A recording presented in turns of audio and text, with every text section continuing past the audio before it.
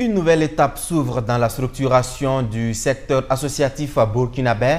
Près de 700 organisations font l'objet de mesures de régularisation.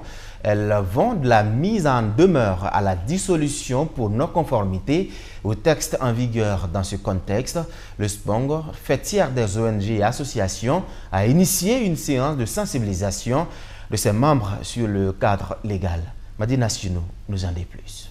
18 associations dissoutes, 205 mises en demeure pour non-conformité au texte en vigueur par le ministère en charge de l'administration territoriale.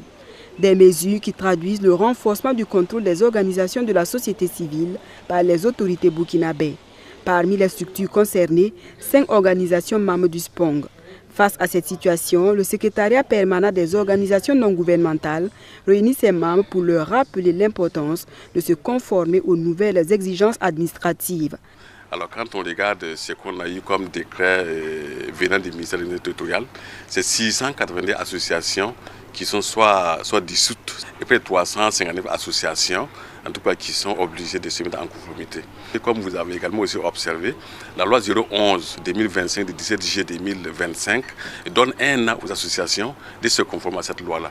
Donc l'idée pour nous aujourd'hui, c'est de faire le bilan de conformité des associations. Est-ce qu'elles ont pris acte de ce décret qui nous donne un an, c'est-à-dire depuis juillet 2026, pour nous mettre à jour. Alors également aussi voir comment on peut apporter un appui pour ceux-là qui ont des boulots d'étanglement et qui pensent avoir des difficultés pour se conformer. Au cours de cet atelier, les participants sont outillés sur le dispositif légal qui encadre désormais le fonctionnement des associations au Burkina Faso.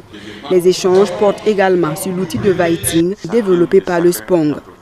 Le vesting, c'est un outil que nous avons conçu avec d'experts administratifs pour montrer aux organisations les systèmes de conformité.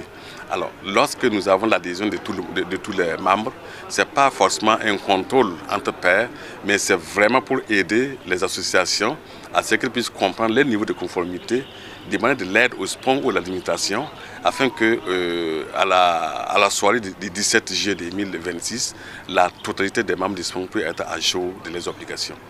Alors que les organisations disposent désormais d'un délai d'1 an pour se conformer aux nouvelles exigences administratives, le SPONG, à travers cette démarche de sensibilisation, entend prévenir de nouvelles sanctions et amener ses organisations membres à faire de la conformité administrative une priorité.